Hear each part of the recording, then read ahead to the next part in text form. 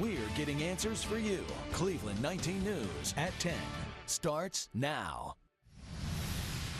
We're starting right away into a lot of breaking news tonight. Good evening. I'm Sia Nyorkor. Lydia Aspara has the night off.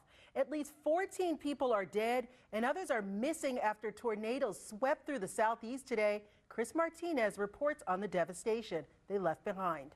Also breaking, parts of I-90 were shut down as crews cleared a deadly accident. You're looking at some of the damage from that crash right now. Police say a 40-year-old woman was killed, an 11-year-old boy, 16-year-old girl, and a 42-year-old man are all in critical condition tonight. Our Victor Williams has the latest details.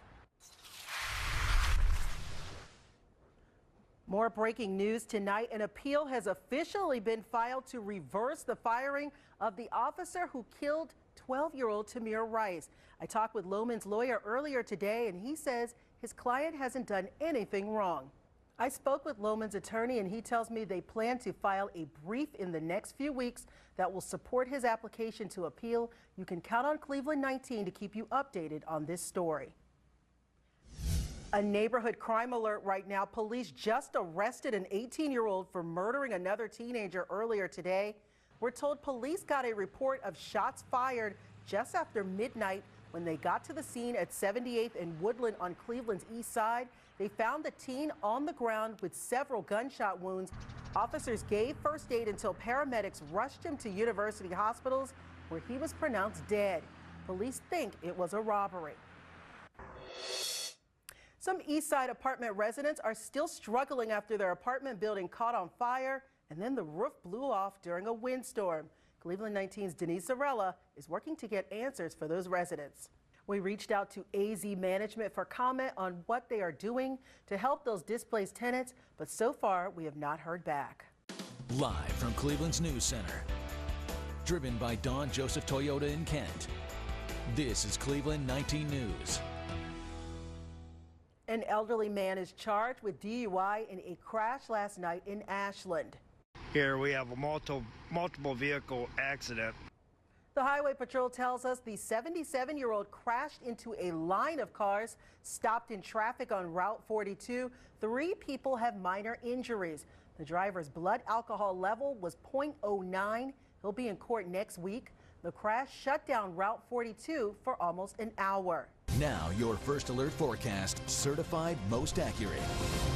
So some of us saw a little bit more snow than others today. Did you see any snow on your way in? I saw some flurries on my way in. There was a couple snowflakes downtown earlier this afternoon. Our friends in Akron, they got a couple of inches and south of that. But good news is the snow threat has mainly ended for tonight. We'll see a couple flurries. The bad news, it is about to get very cold to start off this new work week here. In consumer news, we have the signs of a bad tax preparer.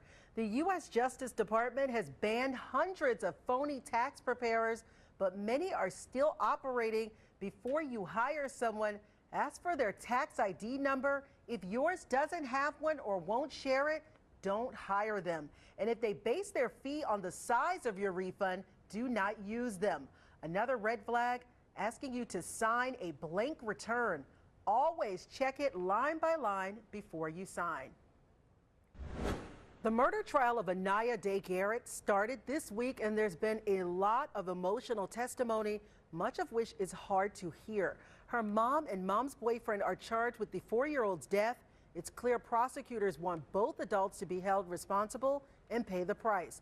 Aaron Logan is reporting on the fight to get justice for Anaya.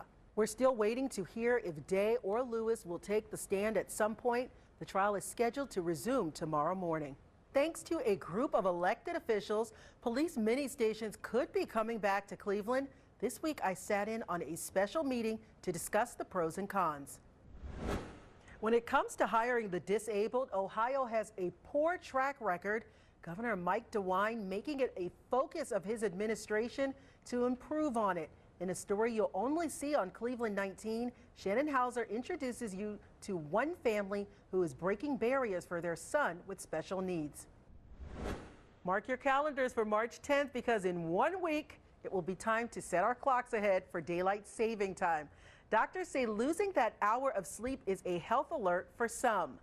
Teens and children with mental health disorders like bipolar disorder, depression, autism, or ADHD can all have very adverse effects to sleep disruption because a lot of their medications can interfere with sleep.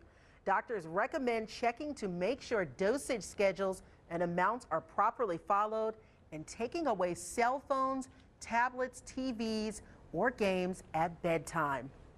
Now, your first alert forecast, certified most accurate. Well, we're talking about daylight saving time. Yeah.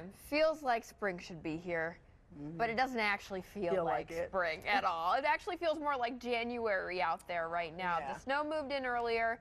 Didn't see too much of it here in Cleveland. Some flurries. Yeah, but behind that system that brought us the flurries, the cold is coming. So right now, here's a look at First Alert satellite and radar.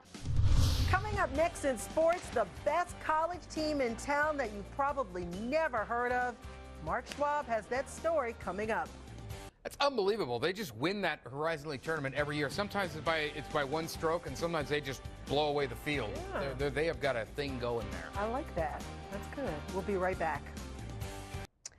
Well, cold, huh? it's going to be cold the next couple of days, and there is a warm up in sight, but we got to wait. We got a ways to go before Till July. Yeah, really though. The next couple of days here we'll have wind chill values in the single digits. Wake up wind chills are going to be at or below 0 Monday, Tuesday, and Wednesday. It is going to be breezy and cold, but hey, there's some 40s in the forecast next weekend, just in time for us to spring ahead. Maybe a little bit more spring-like weather, hopefully. Fingers crossed. Yes, fingers crossed. Thanks so much for watching tonight at 11. Have a great night, Northeast Ohio.